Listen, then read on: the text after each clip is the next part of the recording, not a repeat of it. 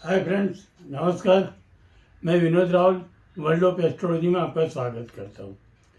दोस्तों, बहुत मन के बाद मैं आप लोगों के पास आया हूँ। फिजिकली प्रॉब्लम था तो उसके हिसाब से मैंने वीडियो कोई बनाया नहीं था। तो आज मैं इतने दिनों बाद, इतने महीनों बाद मैं आपके लिए कुछ लेके आया हूँ। मित्रों, ये मार्च महीने का लास्ट जो दिन है 10 तारीख से लेकर 31 तारीख तक, तो उसमें क्या होगा। तो आज का हमारा हेडिंग भी वही है कि 10 मार्च से 31 मार्च तक देश, दुनिया, मार्केट का भावी क्या। तो वो देखने के लिए हमें खगोलिक पोजीशन, ग्रहों की स्थिति का अभ्यास करना पड़े। तो ये दिनों की अगर हम खगोलिक पोजीशन की बात करें तो ये पोजीशन में ये दिनों में सूर्य, शुक्र, राहु सब संबंध में। सबसे पहले बात करें हम तो सूर्य और शनि की युति हो रही है, दो महारथी की युति हो रही। फिर सूर्य और राहु वो भी युति में, बुध शुक्र भी युति में, यानी जो रिजल्ट देने वाले जो ग्रह है सब एक दूसरे के संपर्क में। और ये जो पोजीशन है बुध और शुक्र वो भी युति में, तो ये सब क्रांति साम्य भी कर रहे हैं, चरणात्मक वेग भी कर रहे हैं। शनि और राहु भी एक संबंध में आ रहा है और बुध को और शनि को एक ही साथ सूर्य चरणात्मक वेग कर रहे हैं। तो ये पोजीशन देश दुनिया के लिए अच्छी नहीं है। कुछ न कुछ तकलीफें आ सकती, तो क्या आ सकती है अगर उसकी हम बात करें तो बहुत बड़ा साइक्लोन आ सकता है, कुदरती होनारत भी आ सकती है, धरतीकंप, वावाजोड़ा, बहुत बड़ी बाढ़ आना, समूह मृत्यु, ये सब हो सकती है। और उसके साथ त्रासवादी, आतंकवादी प्रवृत्तियाँ ज़्यादा हो जावे, कहीं कहीं बम ब्लास्ट हो सकता है। युद्ध के लिए नई बॉर्डरें खुल सकती है, नई बॉर्डर में कोई ना कोई चमकले हो सकते हैं या युद्ध की कोई पोजीशन हो सकती है। राजकीय पक्षों के लिए या सरकारों के लिए भी ये सही नहीं है। कुछ ना कुछ वो लोगों को भी प्रॉब्लम आएगा, या कोई सरकार निकल जाती है या कोई नहीं आती है, कोई सभ्य का ये होता। और इसी टाइम भारत का ध्वज अर्धी काठी पे फरक सकता है, कोई राजकीय नेता या बड़ा नेता आदमी का जानलेवा हमला हो सकता है। ये सब पोजीशन में इतना कुछ है कि भी कभी भी मार्केट बहुत अच्छा फॉल डाउन दिखा सकता है, अच्छा मार्केट गिर सकता है।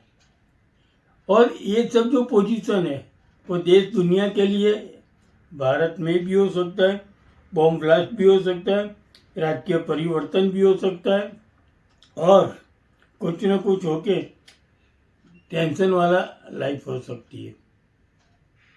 अब हम शेयर बाजार की बात करें तो ये सब पोजीशनों के कारण और इतने चरणात्मक वेग और क्रांति साम्य और युति के कारण अगर हम बात करें तो शेयर बाजार में मुझे ये बाकी के मार्च महीने के दिनों में बहुत सारे फॉल आउट दिख रहे हैं। अच्छी खासी बड़ी गिरावट निफ्टी और सेंसेक्स में दिखने को मिल सकती है। तो हमें क्या करना चाहिए? शुरुआत से यानी अभी से हमें निफ्टी बेचनी चाहिए और निफ्टी पुट बाय करना चाहिए। कोई तेजी का बिजनेस ये टाइम में करना सही उचित नहीं है। ये लेके हमें मंदी का व्यापार करना चाहिए। कभी भी ये दिनों में बाजार ब्लाइंड खुल सकता है, रात को बाजार अच्छा हो, शाम को कोई ऐसा आकस्मिक कारण आ जाए कि बाजार सुबह एकदम ही नरम खुल सकता है। खुलने के बाद भी और ज़्यादा बिकवाली आने से आदमियों में घबराहट हो सकता है, घबराहट फैल सकता है, बास्केट सेलिंग हो सकता है। तो ये सब के कारण हमें सिर्फ यह व्यापार नहीं करना है तो हमें तेजी का व्यापार नहीं करना है। और ये पूरे दिनों में आ सकता है।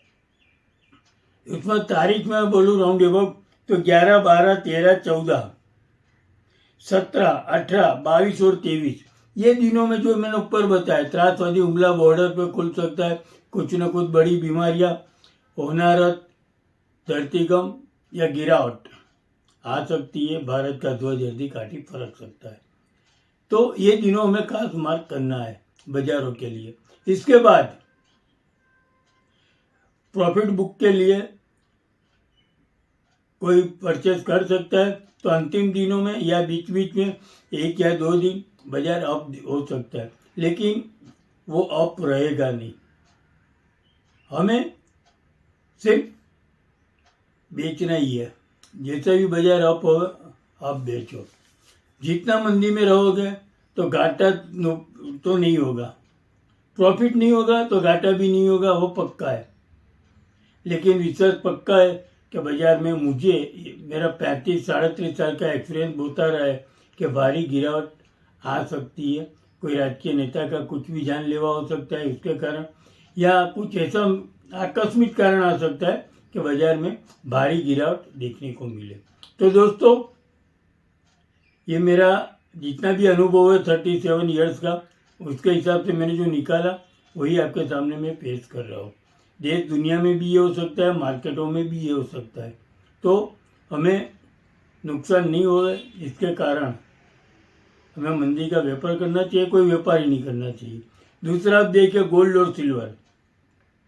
गोल्ड और सिल्वर में बाजार मजबूत रहेगा, नीचे से बाजार अप आ सकता है। खास करके सिल्वर में भी 1-2 दिन काफ़ी अच्छी उछाल आ सकती है, तो भाव मजबूत देखने को मिल सकता है। दूसरा गोल्ड में भी तेजी रहेगी। यानी ये 2 कीमती धातु जो है वो बेचने लायक नहीं है, उसको रहने दो या नया बाई करो। ये दोनों में अच्छी खासी तेजी, नया भाव देखने को मिल सकता है। इसमें तेजी का भाव नया देखने को मिल सकता है, शेयर बाजार में नई बॉटम देखने को मिल सकती है।